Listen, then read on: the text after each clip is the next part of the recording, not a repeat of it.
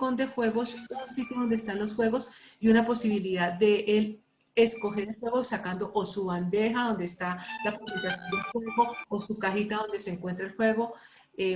Agradecemos cerrar los micrófonos, hay un teléfono sonando. A las 11. Sí. Hola, Clara. Clara, ¿puedes cerrar el micrófono, por favor? Mira, ahorita estoy ocupada. Te llamo más tarde. Bueno, entonces, gracias, Clara.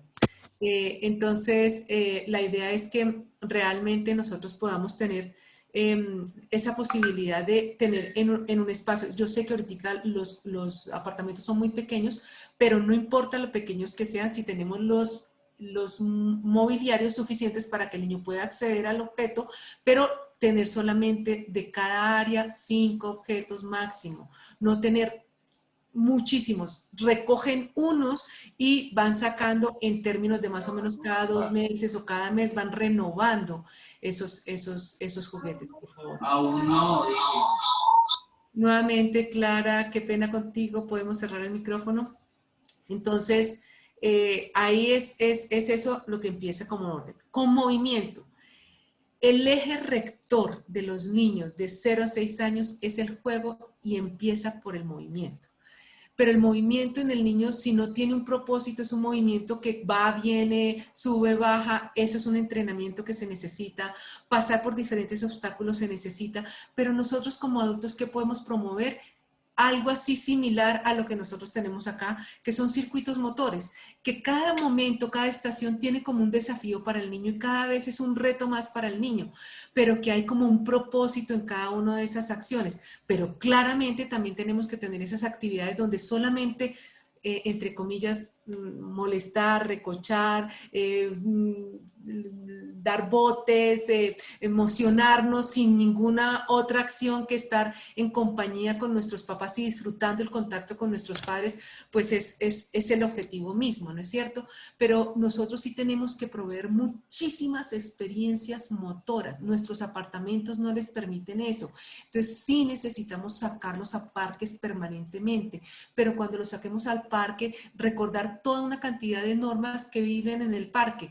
Ahorita aún más esas normas. Por ejemplo, pues tener en cuenta la limpieza de los pasamanos o de las cosas cuando pasamos allá, pero sobre todo en la parte social, a cuando nos acercamos a los otros niños, esperar el turno. Es tan importante enseñarles esperar el turno. Tú vas detrás del niño monito, tú vas detrás del niño que tiene el saco azul. Entonces, que el niño vaya viendo que tiene que esperar a que los otros pasen y no interrumpa atropelladamente a los otros.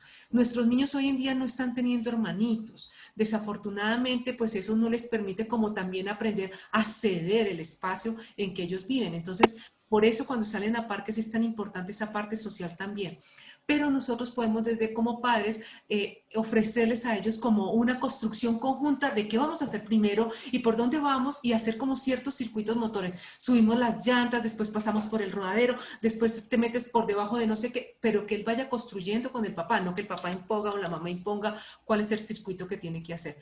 Eso para que tengamos en cuenta que muchos de los elementos también de empujar, de alar, de jugar a la carretilla, de todo eso, fortalece todo lo que son los músculos a nivel del área superior y la alternancia que es tan importante para toda la parte del manejo gráfico posterior.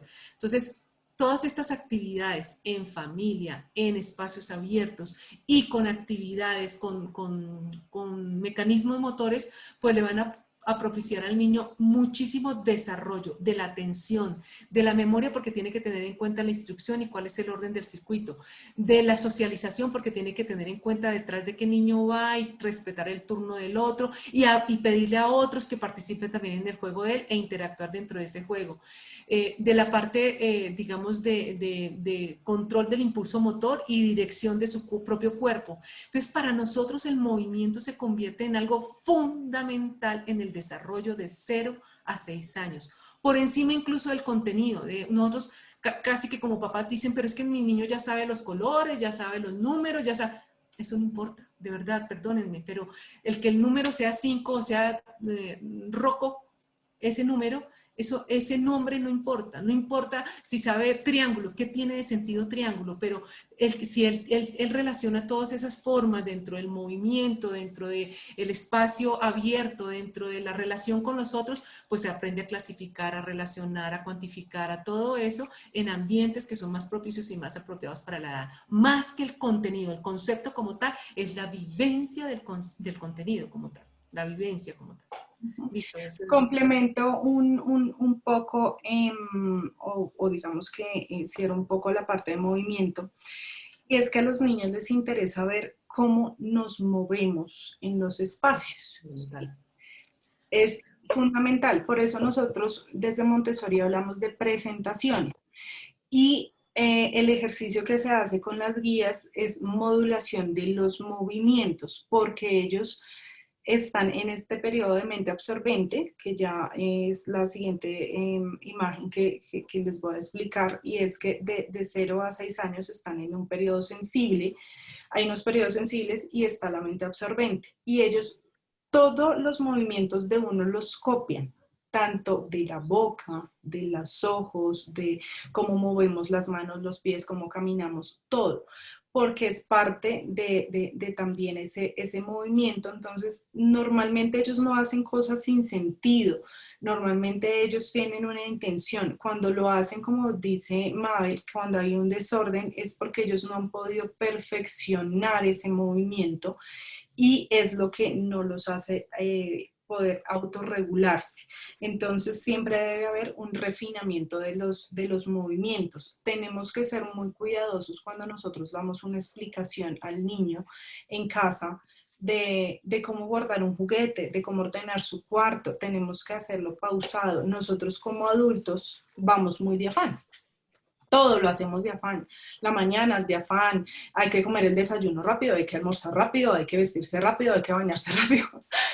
Y todo es rápido, ¿sí? Y no le damos el tiempo al niño a ejecutarlo y a pensarlo cómo es que va, porque para nosotros eso es fácil, ¿no? Es como escribir es fácil, eso no duele. Resulta que escribir duele, y duele algo, ¿sí? Las personas que, por ejemplo, ya no escriben tanto y llegan un momento, uno dice, uy, pero me duele toda esta parte de la mano, ¿sí? ¿Por qué? Porque no volvimos a entrenar el músculo cuando aparecieron las computadoras, los celulares y demás, y eso empezó a volverse a tensionar, que era algo que ya se tenía cuando en colegio. Volvemos a apagar micrófono, por favor. Eso está con...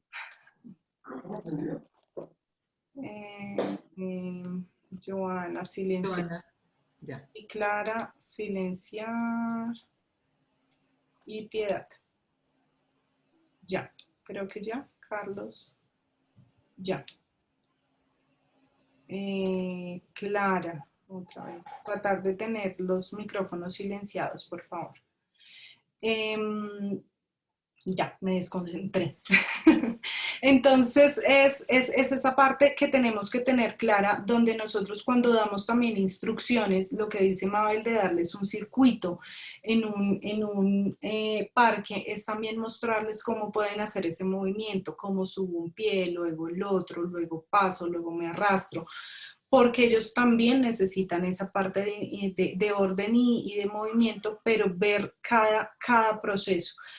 La parte de movimiento es la que hace mayor conexión neuronal. Entonces, por eso desde bebés el movimiento está inmerso en todo, como les preguntan si el niño agarra, si el niño se lleva el pie a la boca, si el niño da bote, porque todo eso es lo que va a dar un proceso también neuronal y un desarrollo en el movimiento. Entonces, sí tenemos que ver esos movimientos. Cuando un niño no puede tener control de su cuerpo, es como uno lo va modulando. Es yo me siento, que ellos vean, mira cómo yo me siento, porque es que a veces uno da la instrucción, siéntate, ¿sí? Y para ellos puede ser siéntate vago. Entonces es, mira, te voy a mostrar cómo nos sentamos, ¿sí? Y es algo que usamos mucho las guías en el ambiente, y es te voy a mostrar cómo se trabaja este material, te voy a mostrar cómo nos lavamos las manos, te voy a mostrar cómo caminamos en el ambiente, te voy a mostrar cómo hablamos en el ambiente, porque hay veces como padres o como adultos creemos que ellos ya deben saberlo porque nosotros pues ya lo hacemos y ellos ya tienen que, ya nos vieron y ya aprendieron. Entonces ese te voy a mostrar y cuando un niño, por ejemplo, está pegando mucho o está teniendo una conducta que no es la ideal, te voy a mostrar cómo tratamos a los amigos, te voy a mostrar cómo debes actuar en esta circunstancia y todo va a partir del movimiento, de uno modularse, darle la comunicación, la instrucción y ese movimiento especial de cómo debe hacerlo. ¿Listo? Entonces, es como el cierre para esta parte de necesidad especial de 0 a 6 años. Tenerlo muy presente lo que estamos diciendo porque son necesidades. Y al cubrir estas necesidades vamos a tener un niño más regulado, más tranquilo y con menos pataletas, ¿sí? Si nosotros somos ordenados, si nosotros lo podemos estructurar, a nosotros, por ejemplo, nos llama la atención y pasa muchas veces donde el niño en el jardín es muy bien portado, muy regulado, muy tranquilo y en casa dicen, pero ese no es mi hijo es terrible, mi hijo hace pataleta, mi hijo se descontrola por todo, mi hijo llora por esto y es cuando nosotros entramos a ver si de verdad están cumpliendo en casa estas necesidades. Si ustedes cumplen en casa estas necesidades, seguramente esa ansiedad que le causa al niño esas cosas van a bajar muchísimo.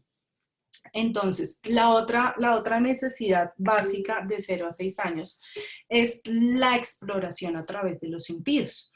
Por eso en Montessori hay tanto material sensorial, porque, como les decía, al principio una tendencia humana es la exploración. Nosotros constantemente tenemos que explorar. Cuando llegamos a un nuevo trabajo, cuando llegamos a un nuevo ambiente, cuando tenemos que medir, adaptarnos al medio, y explorar qué hay, ¿no? ¿Dónde es la cafetería? ¿Dónde queda el baño? ¿Qué puedo tomar? ¿Qué puedo no tomar? Y es parte donde nosotros tenemos que brindarle a los niños desde que nacen hasta los 6 años el poder explorar en casa. Hay algo muy que una entrenadora nos decía, y es que nosotros como adultos sí preparamos una habitación donde los colores son muy lindos, donde hay muñecos, pero no nos fijamos si ese ambiente es adecuado para que un niño explore o un niño de 6 meses pueda estar.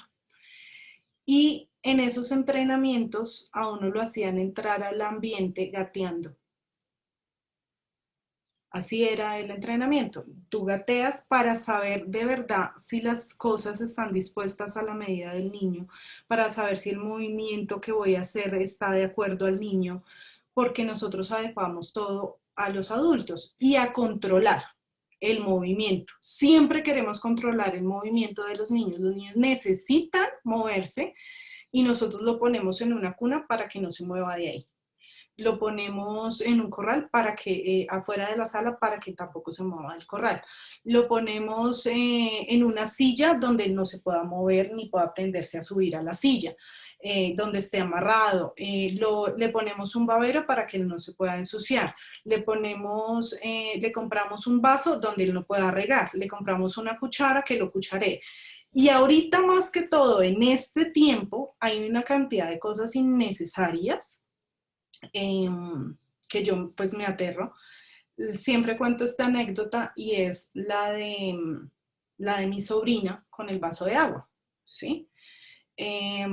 Porque mi cuñada es muy de ese tipo de cosas, de comprar, es muy consumidora de productos de los niños y todo lo que salga novedoso, entonces ella tiene el vaso que no riega, el plato que no se mueve, la cuchara que le cucharea la sopa, y pues yo estoy educada en otra cosa, entonces me dijeron, tráele un vaso de agua a la niña.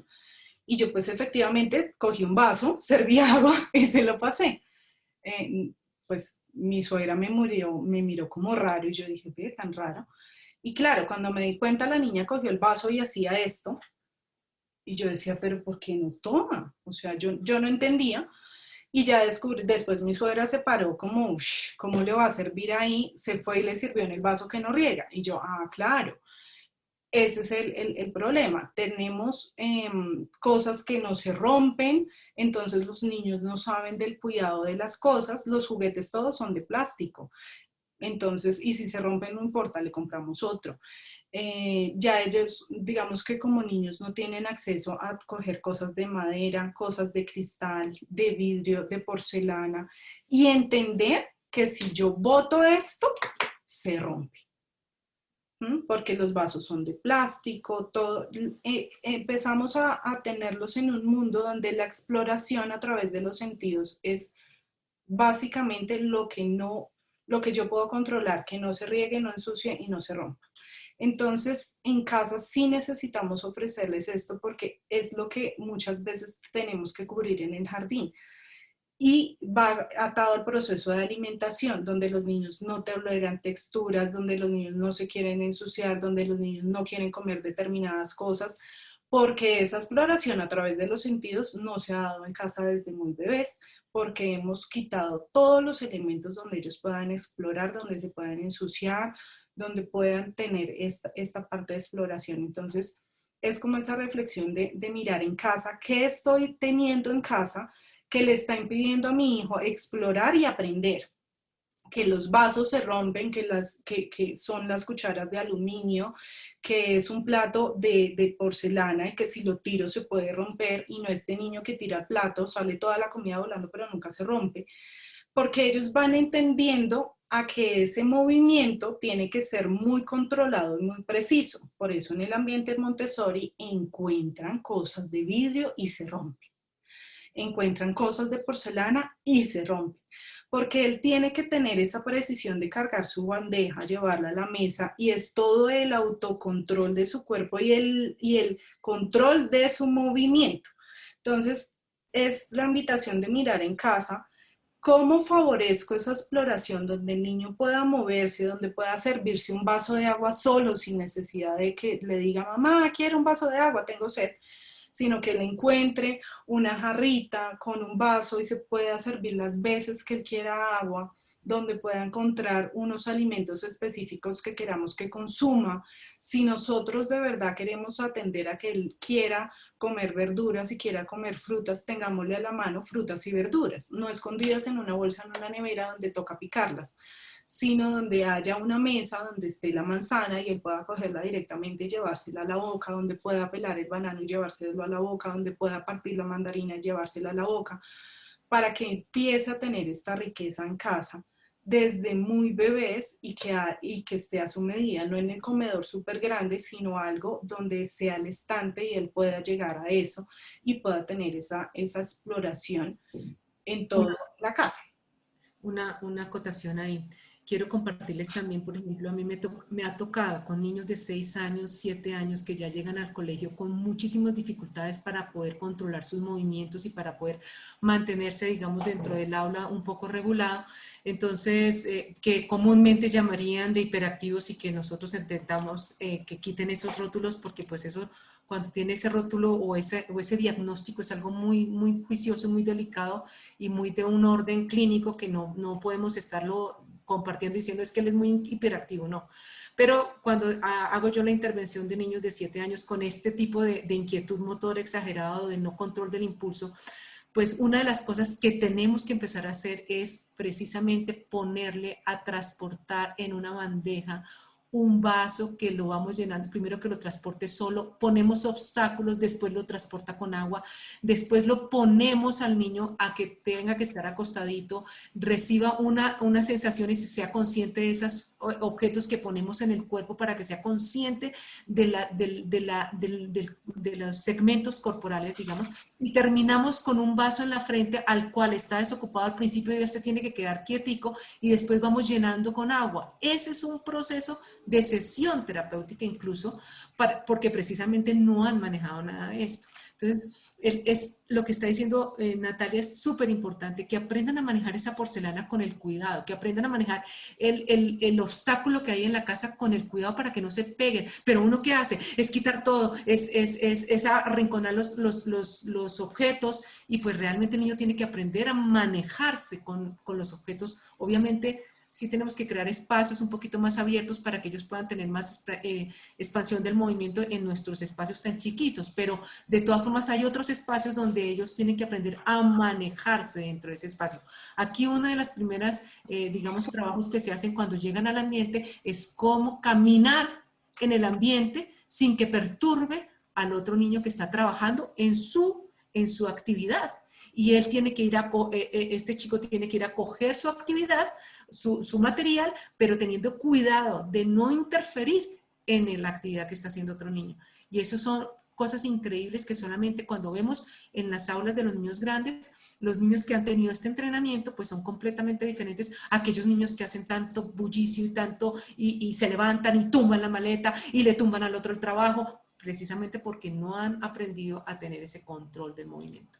Y exploración del medio. Gracias. Y exploración del medio. Entonces es eso, es poderles ofrecer a los niños, yo les decía a veces en reuniones que hemos tenido con papás, el que ellos tengan responsabilidades, pero donde puedan de verdad tener sus cosas, tener el cajón donde ellos tengan su ropa, la puedan sacar, la puedan hacer, y puedan hacer el ejercicio realmente sin necesito levantarme más temprano, levantarlo más temprano, donde él se pueda vestir a su ritmo, donde él se pueda desayunar a su ritmo, donde él pueda estar haciendo las cosas a su ritmo sin necesidad de que yo como papá se las haga porque el afán me gana. Como les digo, nosotros tenemos que ser cuidadosos con nuestros movimientos, cuidadosos con lo que hablamos, pero también darles ese espacio, y a veces esa pataleta y ese llanto que el niño presenta es porque nosotros no le damos ni siquiera tiempo para que el niño pueda pensar lo que le estamos pidiendo. Entonces, como les vuelvo y les repito, si nosotros atendemos a estas necesidades del niño en casa, donde le podamos brindar estas herramientas, va a ser un niño que va a bajar esa ansiedad y va a poder controlar muchas más cosas de su cuerpo. Y les va a bajar muchísima la ansiedad y las necesidades de papá, mamá, que es algo que también se está viendo, que ya son, son demasiado dependientes del adulto en todo, en que los tengamos que aprobar, en que les tengamos que hacer. Entonces, eso es lo que nosotros brindamos en las aulas Montessori, que muchas veces hay un desconocimiento en que piensan que el niño va a hacer lo que quiera, ¿sí? Como si nada, y es mentira. Antes está tan estructurado todo que el niño puede moverse con libertad, pero hay unos límites muy claros. Pero él puede ser libre y entender la norma y entender y regularse. Entonces son niños que se empiezan a regular. Obviamente esto al principio no sucede. El primer mes cuando ingresan todos a una aula Montessori después de estar en casa después de pandemia y sin este tipo de cosas es caótico porque el niño no entiende que él puede hacer las cosas solo, demanda mucho al adulto, pero esto poco a poco va mejorando cuando uno les va ofreciendo un ambiente preparado y un ambiente seguro para ellos. La repetición. Nosotros también como adultos tenemos un afán de no repetir, y les voy a dar un ejemplo muy sencillo y que podemos entender. Cuentos o películas en los niños. Si ustedes se dan cuenta, ellos se ven una película y pueden verse la película 50 veces en un mes. Y vuelven y la repiten. ¿Y qué película quieres ver? No, esa misma, pero no quieres cambiar, no, quieren esa misma y esa misma. Y es porque es una necesidad de ellos. Ellos a la primera vez no entienden la película, no entienden el cuento al 100%, ¿sí? Obviamente en su grosso modo lo entienden, pero la necesidad de ellos de repetirlo es porque cada vez entienden más y comprenden más esa película o ese cuento. Y es por eso es que ellos se vuelven que solamente quieren es esa cosa y es parte de una necesidad. Entonces, cuando vamos al ambiente, la repetición está, porque ellos perfeccionan y comprenden más a través de la repetición. Por eso cuando uno hace una presentación de un material, ellos deben repetirlo tantas veces sea necesario y hasta cuando satisfaga su necesidad. ¿Qué quiere decir esto? Tenemos niños que dicen, no, es que él quiere jugar todo el día con el agua. No, no es que quiera jugar con el agua. Él necesita satisfacer una necesidad y cuando él cumpla esa necesidad va a dejar la llave cerrada. ¿Mm? Lo que pasa es que nosotros, como somos adultos tan controladores, no permitimos, ellos necesitan entender que cuando abren, hacer esta función, ¿no? De abrir y saben que sale un líquido y que rueda y se va, y vuelven y cierran y vuelven y abren y necesitan verlo y cuando ya esa satisfacción, o sea, cuando ya él entendió ese movimiento y esa agua rodar y irse, él ya satisface esa necesidad. Entonces, siempre también ofrecer cosas que él pueda repetir y no como pararlos, porque también pasa en los ambientes Montessori, es que yo siempre lo veo con el mismo material. Los materiales son tan ricos en propósitos que un solo material alcanza muchos propósitos. Hace poco que tuvimos reunión, Lady le explicaba a uno de los papás la presentación de embetunar. Y le explicaba pues que era toda la parte de movimiento está en ese material, toda la parte de orden porque hay una secuencia específica está en ese material, el poder trabajar para otros está en ese material, pero ellos además como tienen que hacer tantos movimientos y tantas secuencias es un material que quieren repetir muchísimo.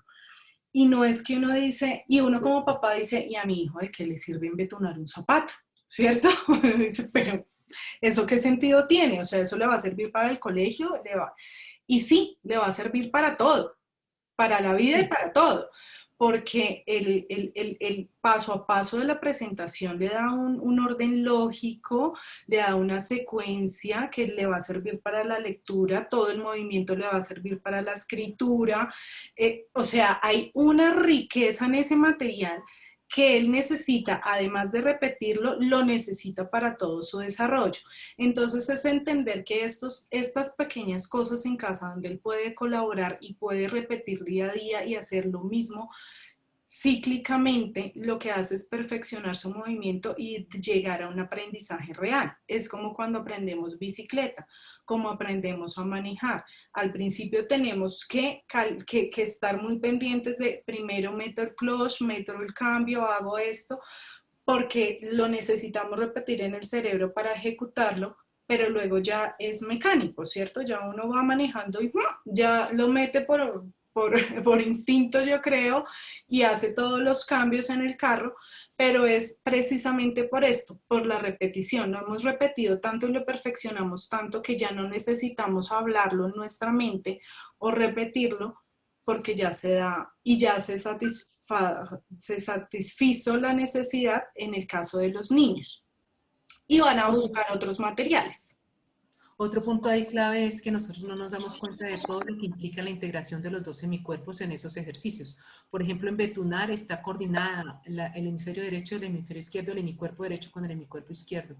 La secuencia que dice Natalia, pero en trasvasar, por ejemplo, trasvasar de una jarra a otra jarra, trasvasar de una jarra a un objeto más pequeño, todo eso implica una coordinación de los dos semicuerpos de una manera exquisita y luego una puntualización y un dominio que le va a permitir después manejar el espacio bidimensional que requiere en el trazo. Es así como cuando ya empezamos a pedirles trazos, pues aún los niños están un poco colgados en el trazo, pero fluye más cuando son niños que han sido entrenados en todo esto. Entonces, papás en casa se van a ver muy favorecidos, tanto en el ambiente de familia, pero los niños desgranando arvejas, empacando medias, organizando, doblando su ropa para guardarla en el closet, trabajando, digamos, embetunando sus propios zapatos. igual lo que nosotros observamos cuando ya llegan a consulta, por ejemplo, es si un niño a los 5 años se amarra o no se amarra los zapatos. Si no se amarra los zapatos, vemos que ha habido una falta de entrenamiento en la integración de los dos semicuerpos. Entonces son cosas tan sencillas que ustedes no se imaginan cuánto se logra. Una odontóloga decía, si el niño ya sabe leer y escribir, tiene que lavarse muy bien los dientes. Y es exactamente lo contrario a lo que nosotros hacemos. Si el niño logra aprender a empezar a lavarse bien los dientes con la secuencia que se requiere, con la fecha que se requiere, pues la grafía va a soltar maravillosamente, ¿sí? Entonces, es tener en cuenta esas cosas porque ahí ustedes están también entrenando el proceso gráfico. La grafía y el trazo no se trabaja, y menos en el modelo Montessori, pero no se trabaja hoy en día haciendo planas. Haciendo planas es para poner más bonita la letra, pero el trazo, la secuencialidad y todo eso se trabaja con otras actividades que son más motivantes y más agradables y más propositivas para el niño. Listo, Nata, continúa. Listo, entonces seguimos con, pues, me voy a bajar un punto que es perfeccionamiento del movimiento, que es todo lo que hemos hablado a partir de la repetición, ellos perfeccionan el movimiento. Y enriquecimiento del vocabulario. Nosotros desde bebés tenemos que hablarles claro. Hay algo en pandemia que pasa y es el tapabocas. Para niños menores de 3 años realmente sí va a ser una dificultad y lo van a ver a futuro. Y tenemos niños ahorita con dificultades de lenguaje, porque el tapabocas no nos deja ver el movimiento de la boca. Y como les decía, ellos copian y miran. Si ustedes se dan cuenta, un niño de meses, de 8 meses, ellos están mirando todo lo que nosotros estamos haciendo para hacerlo exactamente igual. Es impresionante.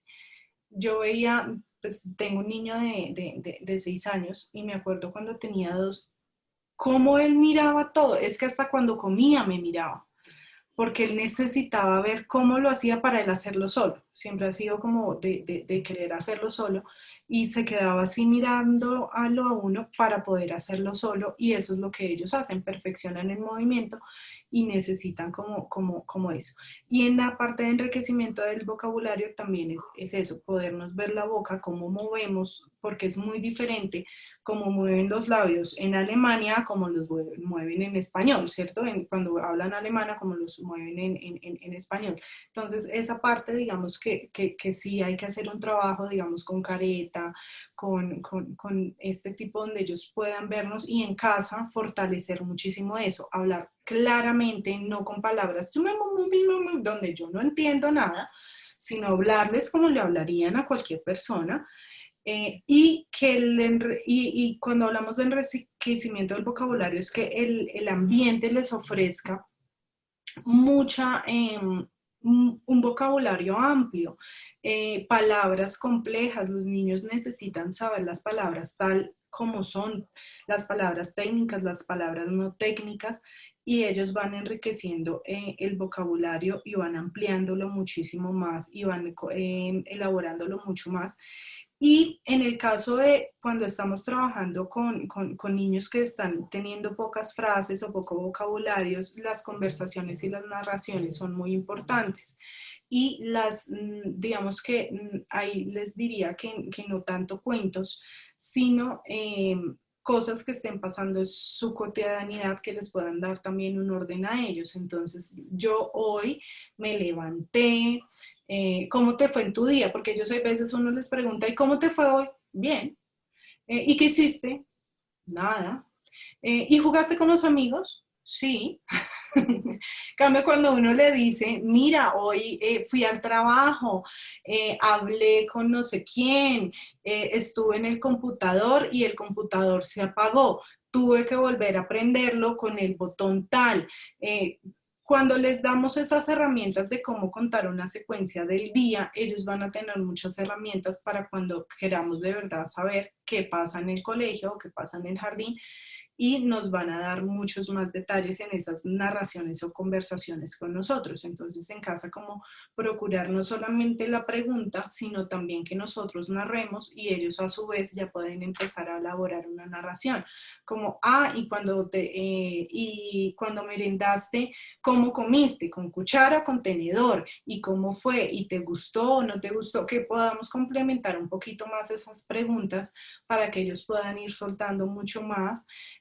Nombrar cada alimento, eso les va dando un vocabulario más amplio. Y es una necesidad de 0 a 6 años.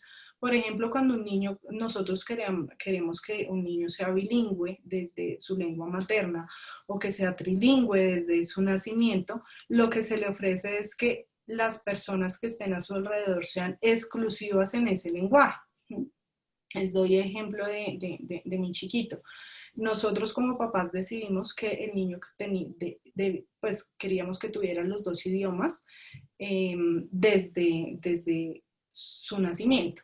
Y desde que él nació, su papá siempre le habló en inglés, en cualquier contexto. Fuéramos donde la tía y él todavía, o sea, todo el tiempo, él le habla en inglés y yo en español. Y ha encontrado otras personas en los ambientes donde hablan inglés, y esto le ha dado una fluidez muy grande y un vocabulario muy amplio en los 2 idiomas porque comprende, porque se trabajó desde muy pequeños.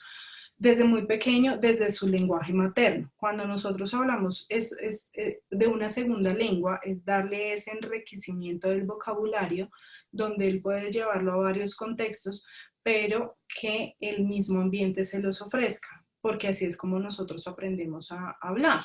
¿Sí? No es cuando nos dan una estructura, primero sujeto, después predicado, luego no sé qué, porque así uno no aprende a hablar.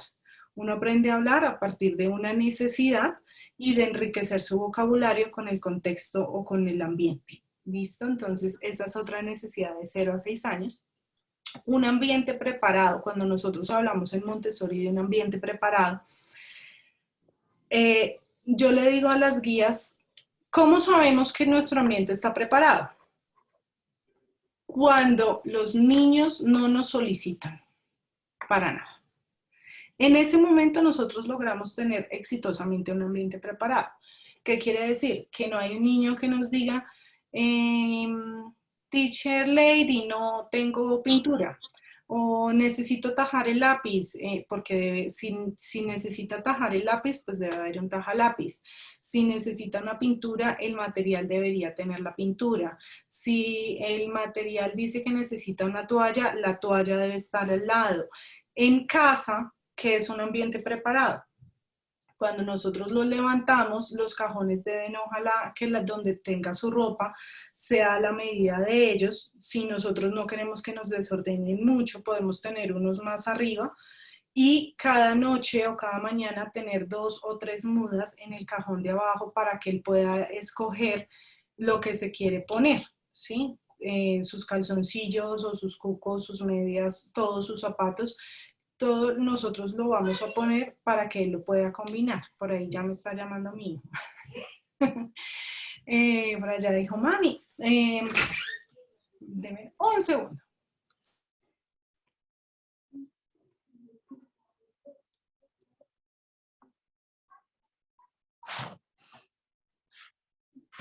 En estos ambientes preparados, entonces, pues nosotros tenemos como guías que estar previamente con todo disponible para que eso realmente ocurra. Si no, pues no va a estar diciendo no tiene lápiz, no tiene punta mi lápiz y solucionamelo tú. Pero si ahí está el taja lápiz, él puede empezar a hacer este movimiento de tajar el lápiz, fundamental también para la organización de los 2 semicuerpos. Y lo otro en el ambiente preparado es que satisfaga las necesidades de los niños en cada zona, en cada etapa de desarrollo. Es decir, lo que el niño necesita de un ambiente preparado a los 8 meses no es lo mismo que requiere cuando tiene 3 años. Entonces, cada vez vamos poniendo más cosas donde puedan encontrarlas a su altura, donde si ya es un niño que camina y puede tomar agua, poderle brindar un espacio donde él pueda ir a sacar su vasito de agua, donde si es un niño que a las 4 de la tarde le da hambre, y tener el cajón donde pueda tener alimentos saludables para prepararse o para coger de ahí, y que ellos de verdad sientan que la casa es de ellos, porque nosotros tenemos unas casas que son prestadas, ¿sí? Se las prestamos a los niños, ¿sí? Pero todo es al adulto, las sillas son del adulto, las mesas son del tamaño del adulto, las cucharas son de tamaño de adulto, todo es de tamaño de adulto. Entonces nosotros lo que hacemos es cariñosamente prestarles nuestra casa, pero la casa no es de ellos, ¿sí? En el jardín Hola, mi es completamente niña. diferente. El jardín es la casa Mira, pastor, de ellos. mira. Oh, por Dios. Silenciar, ya. Entonces, es de verdad evaluar nuestra casa, si la casa de verdad es parte de que no es prestada, sino la estamos adecuando. No es volver todo pequeño, es acomodar cosas para que él pueda, una mesita para que él pueda lavar la loza, ¿sí? Entonces no vamos a comprar un mesón para lavar la loza, vamos a comprar una escalerita donde él se pueda subir y lavar su platico y su vasito, y va a aprender miles de cosas lavando su platico y su vasito, donde él, ya ahorita les voy a mostrar unas fotos donde van a poder ver eso un poquito más adelante y más claro. Pero entonces vamos a preparar un ambiente donde la casa también sea de los niños, no solamente de los adultos. Y la otra necesidad, y esto sí quiero ponerlo, ojalá lo hubiera puesto en mayúscula y en letras muy grandes, límites claros. Como papás estamos siendo completamente permisivos y no tenemos límites para los niños. Les tenemos miedo a los niños, tenemos miedo a una pataleta, tenemos miedo a tenerle un límite. Un límite no es un regaño, no es un grito, no es algo arbitrario. El niño pide a gritos límites. Muchas veces nosotros vemos un niño completamente desordenado, completamente desarticulado, que se enfurece, que hace, y ese niño necesita límites. Lo que te está diciendo a ti, papá, es: quiero que me pongas un límite y hago más cosas para que tú te des cuenta, y cada día la pataleta es más grande y ese papá no es capaz de ponerle límites porque le da miedo. Entonces, un espacio en casa, en un jardín o en cualquier parte debe tener límites claros. ¿Qué son los límites? Límites y acciones que él pueda cumplir. No le voy a poner algo que no pueda cumplir, sino un límite es algo que es claro y él puede ejecutar y cumplir. Una norma él la puede cumplir. No vamos a poner normas que él no pueda cumplir.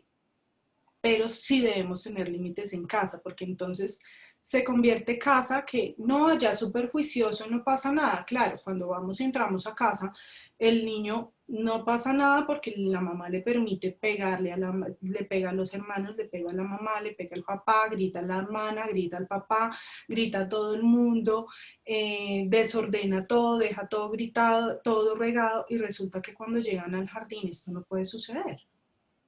Entonces, y le dicen ellos a uno: no, pero qué tan raro, ya es súper juicioso.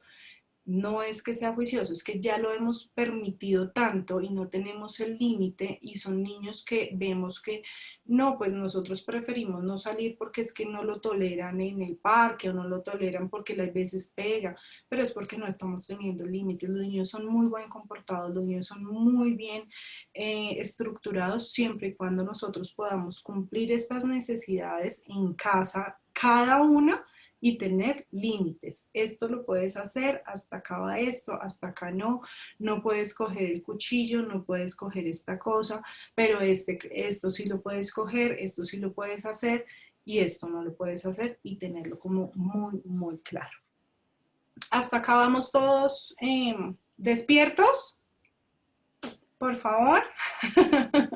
Sí, señora. Vayan a dormir. Sí, señora, sí, bien. Han estado Y acá atentos. estamos bien. Ah, bueno. Me alegro, me alegro. Nos avisan si tenemos que estirarnos. Bueno, acá les puse un cuadro, no es tan lindo para ustedes, pero quería que lo vieran. Y son los 4 planos del desarrollo que nos plantea María Montessori, y esto no se los voy a dar muy a fondo, por decirlo así, pero quería que vieran las etapas fundamentales en el plano del desarrollo. Ella hace una línea del tiempo y nos trae esta curva.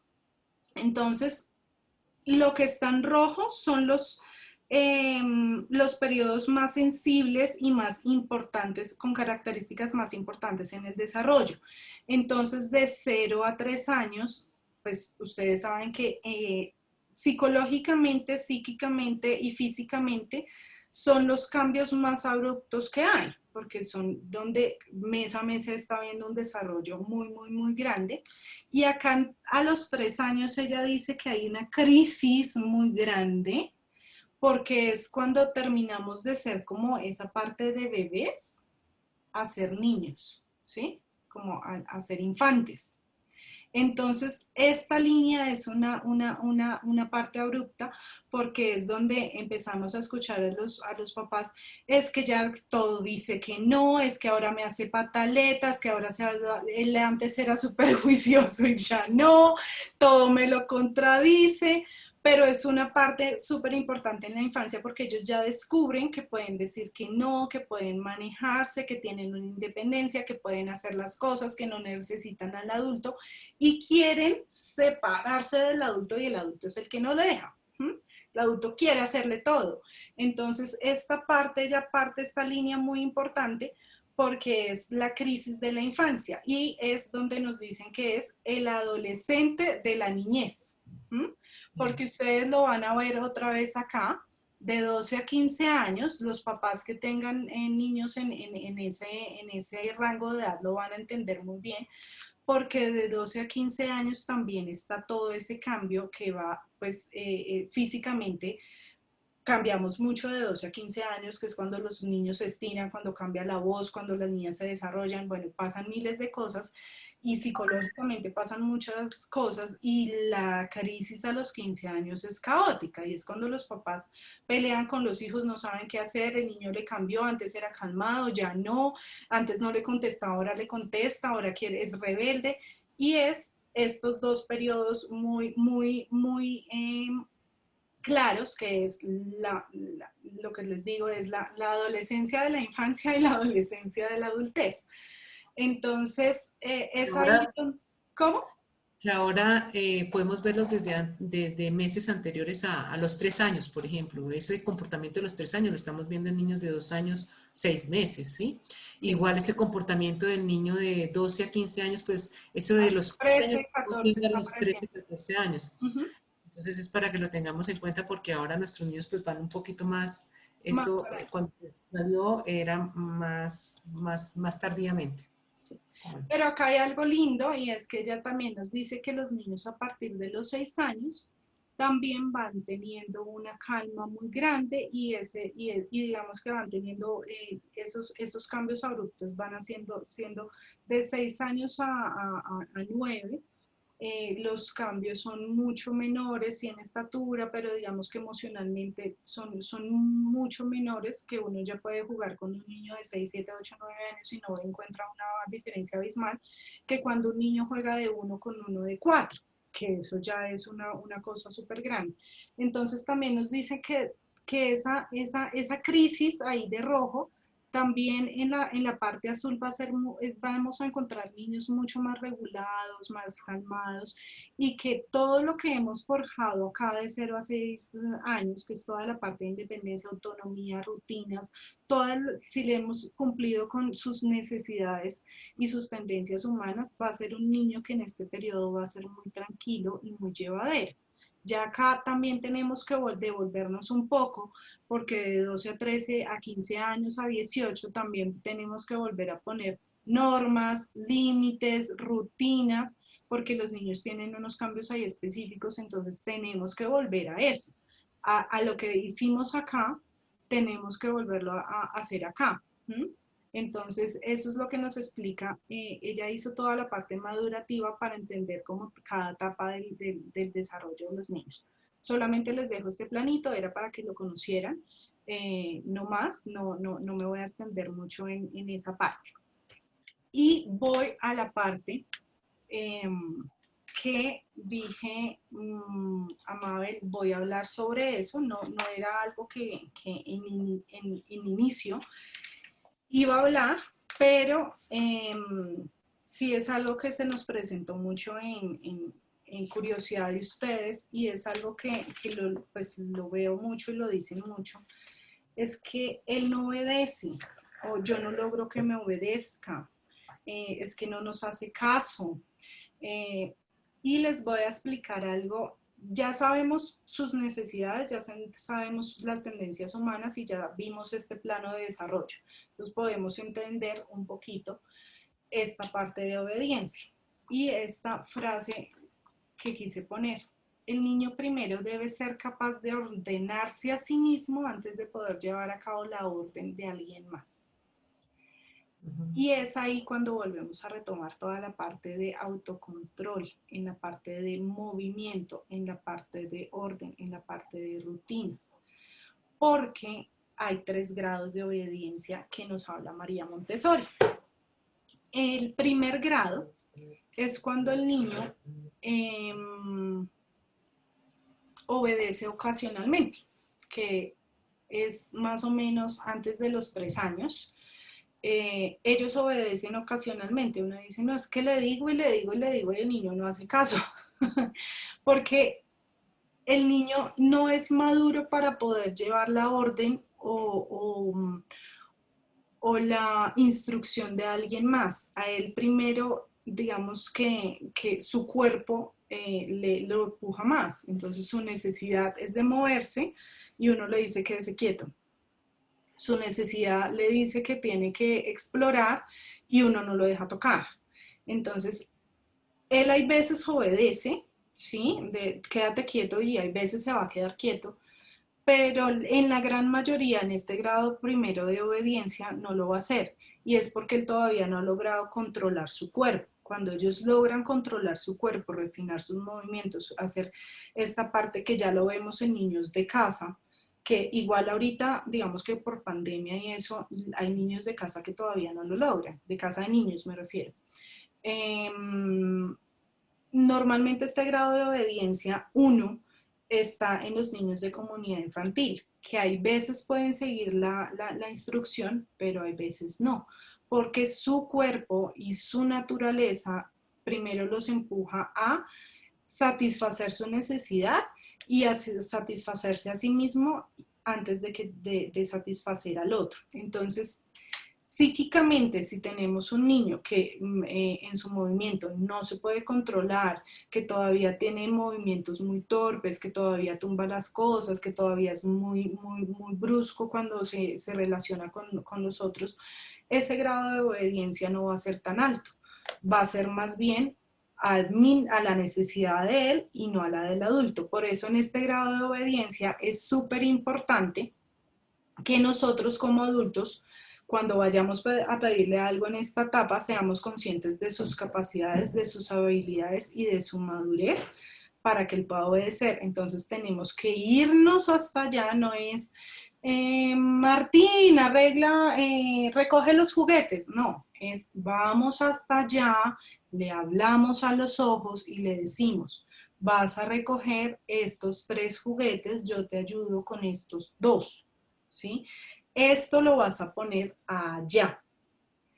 Por eso hacemos tantas presentaciones en los pequeños, porque necesitamos modular ese movimiento, necesitamos decirle y mostrarle cómo debe actuar en cada paso. Entonces, en este grado de obediencia 1, si ustedes como papás detectan que así el niño tenga 4 o 5 años, están en grado de obediencia 1, tenemos que mirar cómo empezamos a controlar, a ofrecerles esa parte de movimiento y perfeccionamiento del movimiento, de modularle cada instrucción, de irnos hasta allá y decirle lo que queremos y cómo lo queremos, ¿sí?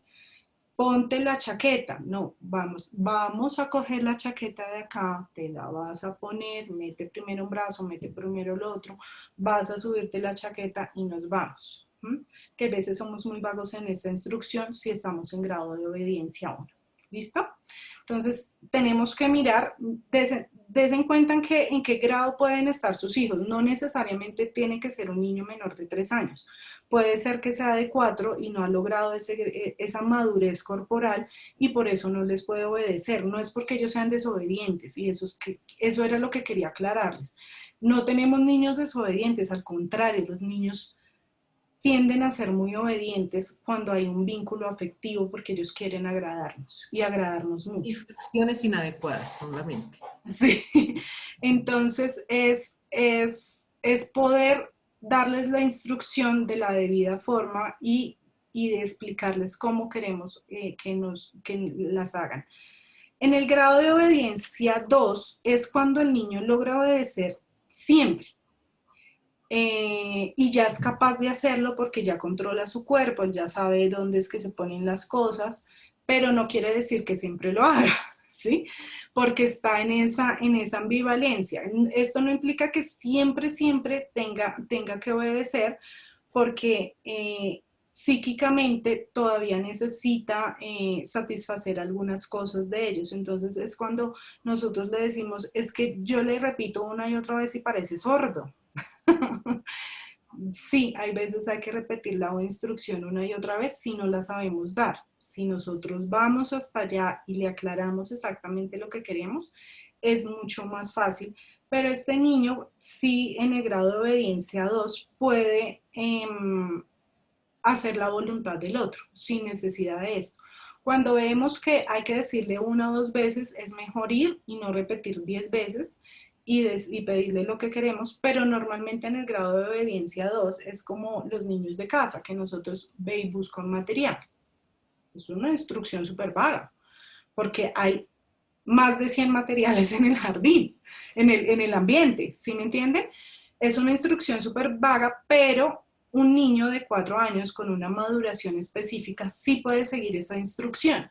Es decir, ya sabe dónde está el material, ya sabe que puede satisfacer su deseo, que es buscar un material que él quiera, y trabajar en su mesa. Entonces, en este grado de obediencia que están en casa de niños, nosotros sí podemos dar esa instrucción.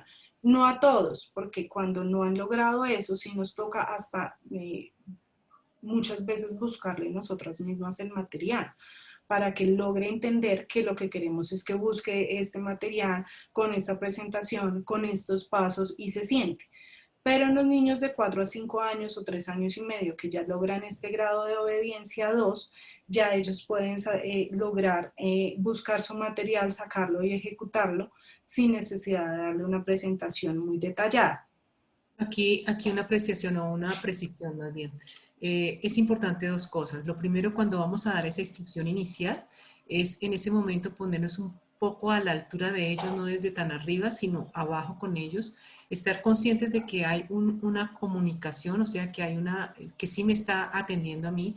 Y segundo, cuando yo doy la instrucción, no puedo dar con tanta retahíla o con tanto lenguaje, ser lenguaje muy preciso, muy pausado, muy corto y casi que paso a paso, o sea, no dar toda la instrucción completa porque se perdió el niño entre toda esa instrucción. Entonces es más corta y va como por pasos. Y ya después, si sí tenemos que repetirla otra vez y otra vez, ya ahí sí vemos si hay otros elementos, que ya son otros elementos de desafío, de oposición, pero no es el común eso en los niños cuando nosotros somos unos buenos instructores en lo que queremos. Bueno. Y buenos guías, sí, por eso es lo que les decía, es que hay veces vemos niños súper regulados en aula y que en casa están siendo otros niños, pero es porque no están satisfaciendo sus necesidades, porque no están dando bien las instrucciones y el ambiente no está siendo óptimo para ellos. Entonces tenemos es que entrar a mirar como papás qué estamos haciendo para que ese niño se enoje tanto y se frustre tanto. Es algo que de verdad no le estamos ofreciendo bien, que el niño se enoja y se frustra y no nos puede mostrar sino a través de estas acciones, porque si no pasa en un lado, porque va a pasar en el otro. ¿Sí me explico? Entonces hay que ser muy observadores y también cómo nos estamos manejando. Como les digo, ellos copian todo. Entonces, como nosotros reaccionemos, como nosotros nos enojemos, como nosotros pidamos las cosas y ellos lo piden. Hay un ejemplo súper bonito. Antes de eso también igual, por ejemplo, cero cantaleta, por favor. caemos en ese cuento de cuántas veces tengo que decir, pero mira, ya te he dicho no sé qué. O sea, cero cantaleta es súper fundamental en esta edad. Es la instrucción clara y no retaíla. La instrucción concisa, paso a paso, amable a la edad del niño, mejor dicho, a la estatura del niño, perdón, y como dice Nata, pues digamos como con mucho respeto con él y mirando realmente que a veces cuando no nos obedecen o cuando se ponen en oposición es porque nosotros somos una cantaleta constante, una intensidad impresionante. Entonces hay que mirar esas También es partecitas. importante que ellos vean que nosotros también nos equivocamos. Hay veces somos demasiados perfeccionistas y lo que les decía, el no riegue, el no se unte, el no haga, el no sé qué, también va en la parte controladora que tenemos como adultos. Y los niños también tienen baja tolerancia a la frustración porque precisamente no los formamos en eso, no nos podemos regar, entonces pues también está el frustrarse de regar las cosas, entonces prefiero no equivocarme porque todo en mi casa es perfecto, mi mamá es perfecta, mi papá es perfecto, yo quiero ser perfecto como mi papá y mi mamá. Entonces es importante también el pedir disculpas si de verdad actuamos o reaccionamos de una manera que no es. Y ellos ya van siendo muy evaluadores, ¿no? Y sobre todo en esta época y sobre todo cuando son de método, los niños son súper argumentativos y le dicen a uno como, y le critican a uno la norma, como uno dice, están hablando muy duro. Y si la guía habla duro, pues entonces no podemos pedir que hablen pasito. Si están corriendo en el ambiente y ellos se vuelven críticos y por eso también se vuelven guías del ambiente así súper, porque ellos son rígidos en ese orden. Está la norma, yo la cumplo y tú la tienes que cumplir. Y empieza el niño, él no trajo delantal, el teacher, él dejó la silla abierta, mira, él no dejó el material en su puesto y ellos mismos se convierten en sus propios evaluadores porque además si la norma uno la pone, la tiene que cumplir. Y si tú le dices a un niño, no me grites, no lo grites tampoco a él, ¿sí? Di las cosas con autoridad seria o serio y es lo que me tienes que cumplir sin gritarlo, para que el día de mañana no vaya a gritar a los profesores o a los niños o a ti. Si nosotros decimos no pegamos a las otras personas, pues tampoco permitamos que nosotros le peguemos la palmada. Eh, y esto no quiere decir que nosotros no lo corrijamos, tenemos que corregirlo, pero si en el jardín se puede, de la forma positiva, sin un contacto agresivo, porque como papás no podemos. La palmada no debe estar permitida porque ese es el niño que está entendiendo que en ocasiones la palmada está permitida. El manotear también está permitido, la palmada en la cola también está permitida. Entonces nosotros también como papás, de hecho, es un aprendizaje muy grande porque nos tenemos que modular demasiado. O sea, cuando tenemos un hijo, uno, si es el papá que era grosero, tiene que no decir groserías. El papá que gritaba, tiene que dejar de gritar. Y también es un auto, porque uno, como ellos lo me imitan uno tanto, uno también, uy, dice, uy, estoy diciendo esta palabra o estoy haciendo esto otro. Mira que hasta la misma profe como está regañando a los niños, ellos lo muestran de una vez. Entonces, estar pendiente de eso en los grados de obediencia. Entonces tenemos el grado de obediencia 1, que es cuando el niño está más inmaduro, el grado de obediencia 2, que aunque él lo puede hacer, todavía hay parte que necesita de su voluntad. Y el grado de obediencia 3, que es el que todos queremos alcanzar, es cuando aparece el deseo de obedecer. Cuando esas reglas están puestas y sé lo que implican para mí y quiero cumplirlas. Entonces es cuando empieza, eso aparece mucho en casa de niños, sobre todo con los más grandecitos, porque ellos de verdad quieren seguir la presentación paso a paso, quieren hacer unas presentaciones más complicadas, quieren ser muy estructurados, quieren ser muy medidos, quieren que sus otros compañeros ser el ejemplo también y empezar ese liderazgo positivo. Y es cuando se empiezan a modular y no solamente quieren obedecer porque Lady o Sandra le digan siéntense, cojan o hagan, sino porque les nace, quieren y entienden por qué es la norma. Entonces es un grado de obediencia más avanzado, pero que los niños, de acuerdo a su madurez psicológica y física, pueden acceder. Entonces, si nosotros tenemos un niño que sabemos que está inmaduro, que sabemos que está inquieto, que todavía se mueve mucho, que todavía no tiene control de su movimiento, es un niño que no va a estar en un grado de obediencia 3 ni en un grado de obediencia 2, sino en un grado de obediencia 1, ¿sí? Si tenemos un niño que es mucho más organizado, va a poder estar en el 2 o en el 3. ¿Listo? Entonces, para que podamos entender y de pronto no los encasillemos como desobedientes, si está todo bajo su estructura normal y si le hemos desarrollado estas cosas y necesidades que ya les explicamos, ¿sí? Porque pues obviamente aparecen otras cosas que ya decía Mabel, que si ya hay otra cosa de fondo, donde ya pues es con una ayuda terapéutica porque estamos teniendo otro tipo de conflicto. Quiero pedir en este momento excusas. Acaba de llegar un niño para evaluación y necesito atenderlo, entonces yo me retiro en este instante, pero estoy pendiente ahí de cualquier cosa que necesiten. Bueno. Gracias, Mabel. Listo, quiero saber si los papás están ahí activos, no se me han dormido, díganme que no. Tenemos 30 participantes, voy a mirar. Hola, estamos. No se me vayan a dormir. Despiertos. Sí, acá estamos, acá estamos. Listo, listo. No. Pregunta, alzan la mano. Despiertos. Listo, gracias papás, porque es que como no los veo, entonces me angustia que se me hayan ido a dormir o a comer. Listo, entonces íbamos en obediencia. Ya teniendo todo este esquema claro, aquí voy a cerrar con una frase que es de lo que ya hemos hablado, que es del movimiento. Los niños desarrollan tanto sus mentes como sus cuerpos a través del movimiento y por medio del proceso de concentración, la autodisciplina y la perseverancia con un interés activo se forman las bases de su carácter. De cómo se frustra, de cómo no se frustra, eso es parte y todo va atado al movimiento. Para darles a los niños un buen comienzo en la vida, debemos estar atentos que sus ambientes satisfagan sus necesidades de actividad y desarrollo, recordando al mismo tiempo que nuestra parte no es la de ser un instructor y de alguien que interfiere, sino la de un ayudante y amigo. Eso es fundamental porque en el jardín no se llaman teacher, no se llaman profes, no se llaman maestros, no se llaman miss, sino se llaman guías. Y es que esa es nuestra función en el ambiente. Nosotros si vemos un niño que está concentrado, que está trabajando, así sea a la hora de merienda, ese niño se respeta y no se interrumpe para nada.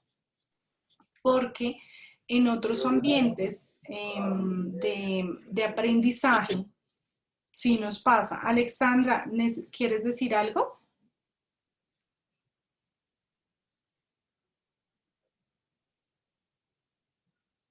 Levantaste la mano, Alexandra, me imagino que fue por equivocación. Ok. Y tenemos un chat. Listo. Entonces, esta parte de las guías y como papás, si nosotros vemos un niño, yo una vez nosotros tenemos pedagogía en casa, como ustedes saben, una vez fui a una casa y me decían, era un chiquito muy regulado, muy lindo, pero me decían la mamá que en ocasiones, sobre todo cuando iba a comer, el niño arrancaba a llorar y a llorar, a llorar, y que no le gustaba comer. Entonces me dijo que ya qué podía hacer, y fuimos y le hicimos observación como 3 horas o 4 horas en casa. Y resulta que cuando él iba a comer, él tenía un espacio súper bonito y le tenían sus materiales organizados y a su espacio, y él estaba trabajando. Y resulta que cuando iba a comer, la niñera lo cogía de donde él estuviera, lo alzaba y lo ponía en la mesa y le daba su comida. Obviamente el niño era interrumpido de esa actividad, no era avisado. Yo le decía a la mamá, haz de cuenta que tú estás trabajando y yo llego, estás en tu computador, te cierro el computador, te cojo de la mano y te mando al comedor. ¿Sí? O sea, tú vas a quedar como en shock porque ni siquiera te dije como, ve preparándote para comer, ya casi es el tiempo, para que ella vaya cerrando su sesión, vaya terminando sus cosas, cierre su computador, se lave las manos y se vaya a comer. Si no, eso es totalmente abrupto y es como te cierro el computador y nos vamos a comer ya. Y es lo que pasa, que interferimos con el niño de tal forma que no somos respetuosos con lo que él está trabajando. Entonces, en casa también cuando estos niños hagan esos escándalos o esos berrinches, miremos si nosotros no estamos interrumpiendo o siendo caóticos en esa medida. Y respetándolos un poco, ¿no? En su situación. Entonces, es mirar eso, cómo le estamos solicitando que coma, si le estamos dando el tiempo de ya vamos a comer, si lo estamos anticipando. Los niños sí necesitan una anticipación, no de 2 horas, no de decirles todo, pero sí necesitan como ve cerrando tu actividad, que ya es hora de comer. Ellos en el ambiente, pues llega Florecita con el refrigerio y ya saben que es hora de comer. Las teachers no, pues las guías no tienen que decir, ya es hora de comer, vamos a guardar los materiales, sino que ellos ya lo ven y van cerrando, van acomodando sus materiales en su puesto, luego pasan a merendar. No tienen que ser todos al mismo tiempo porque hay un niño que de pronto necesita estar en una actividad muy centrado y terminarla y ya después come. Obviamente ellas están pendientes de que todos pasen por su comida, pero es no interrumpirlos de forma o interferir de forma abrupta con ellos. Y aquí llegamos a la otra parte, que es como ya les expliqué, como la parte teórica y demás, y es cómo hacer en casa un ambiente de aprendizaje o adecuado, un ambiente adecuado para el aprendizaje. Entonces, ya hemos hablado que el ambiente debe satisfacer la necesidad para todo, para comer, para vestirse y que sea de su propia iniciativa. Si ellos ya tienen una rutina de primero me desayuno, y pasa mucho, primero me desayuno y luego me baño, y de repente hoy se nos hizo tarde, primero te bañas y luego te desayunas porque vamos en el carro. Al menos si eso pasa, deberíamos explicarlo y decirle cuando se levante, hola mi amor, hoy va a haber un cambio, nos levantamos no nos levantamos a tiempo. Vamos a bañarnos hoy primero, luego nos desayunamos y luego vamos al jardín. Y no como siempre lo hacemos, para que haya una anticipación, porque muchas veces en ese momento es que se presenta un choque de llanto y demás, porque no lo hemos sabido cómo decir de forma adecuada. Entonces tener como cuidado, pero siempre anticiparlo. Como ya les dijimos, actividades de movimiento, una rutina de ejercicios, salir al parque, montar en bici, patear una pelota, saltar en los charcos, es lo que nos da movimiento, pero en casa no tiene que ser un movimiento siempre. Nosotros asociamos el movimiento siempre con actividad gruesa, pero también el movimiento tiene que ver con actividades finas. Tender una cama es todo un movimiento, ¿sí? Arreglar doblar la ropa, como decía Mabel, servirse agua, servirse jugo, abrir una granadilla, pelar una granadilla, una mandarina.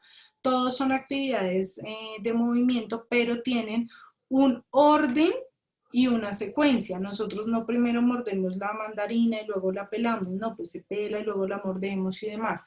Entonces, es proporcionarles en casa actividades donde ellos puedan moverse con un propósito, que eso es fundamental. Hay veces decimos, ay, pero es que el niño no se distrae solo.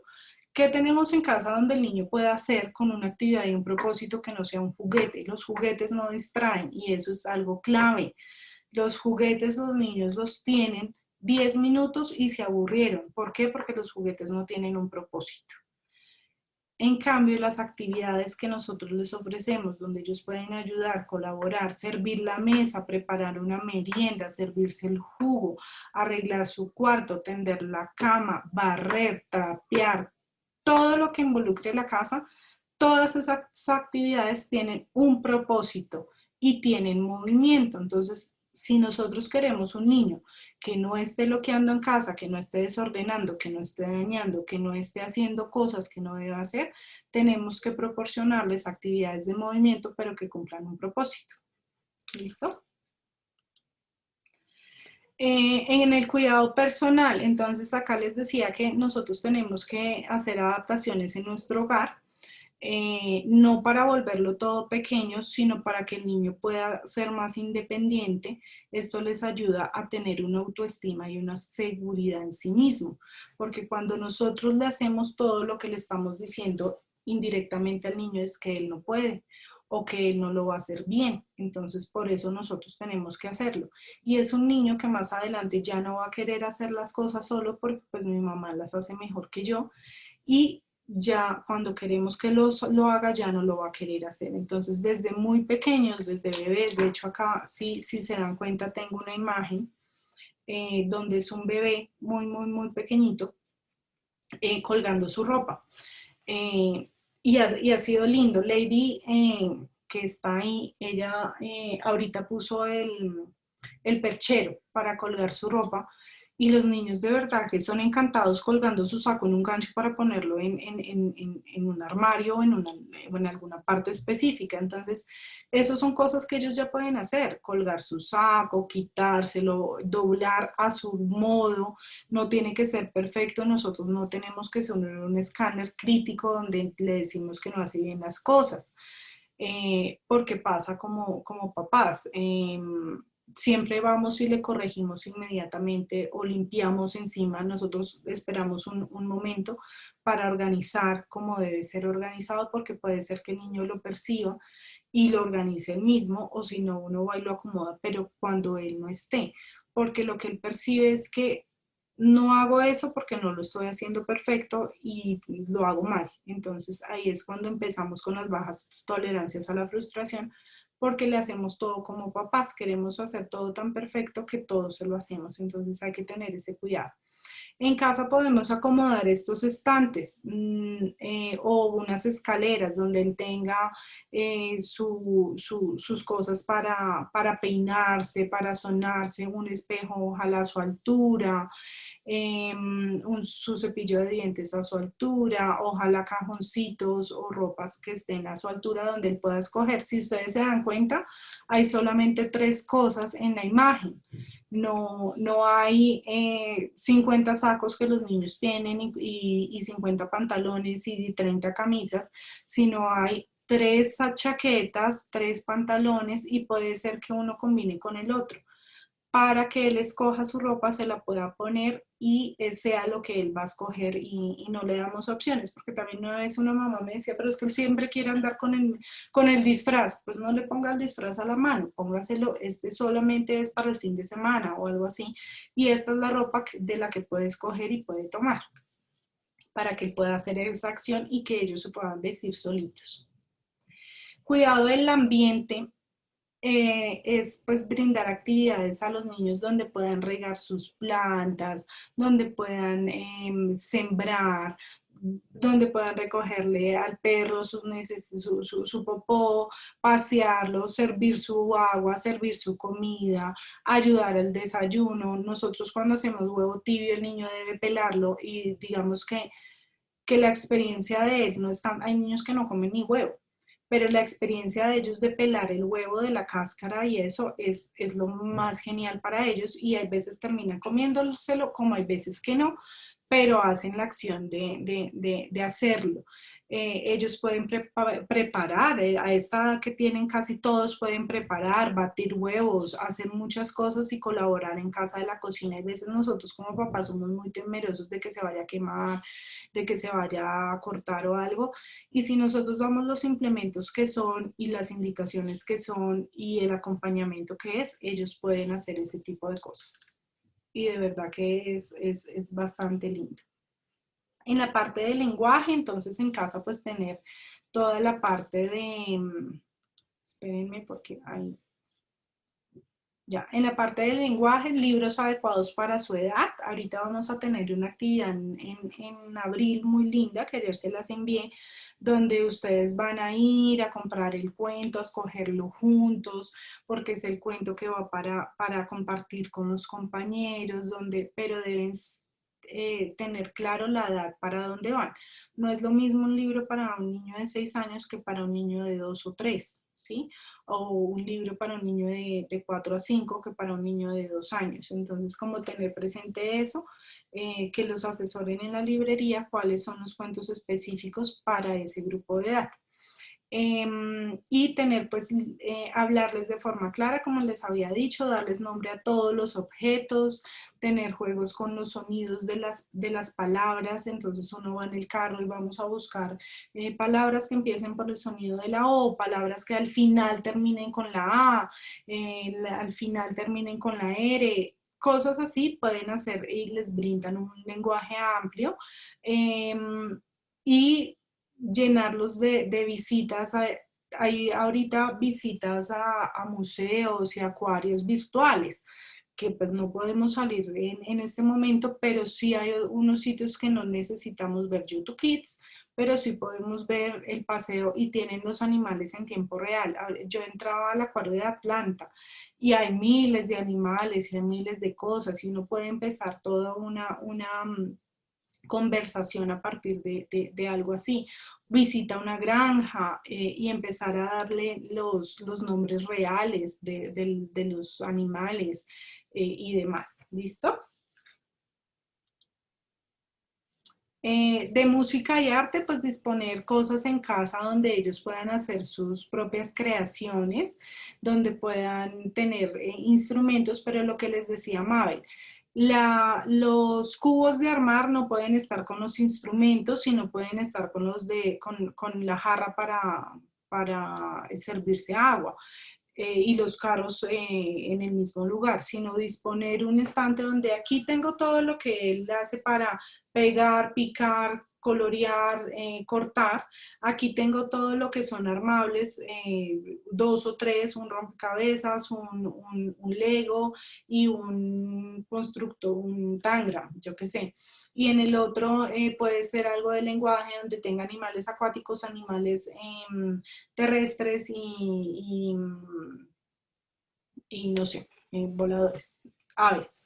Entonces, y tenerlos así distribuidos donde tenga cada sección y donde pueda tener un orden en casa. ¿Listo? Y pues atender a toda la parte de independencia. La independencia no es estática, que quiere decir que nosotros cuando hablamos de independencia de hasta los 2 años es un grado de independencia que ellos tienen, pero tienen otro a los 3, otro a los 4 y hasta los mismos adultos tenemos diferentes grados de independencia y es por un trabajo que él alcanza y se hace continuo donde ellos puedan vestirse, donde ellos puedan desvestirse.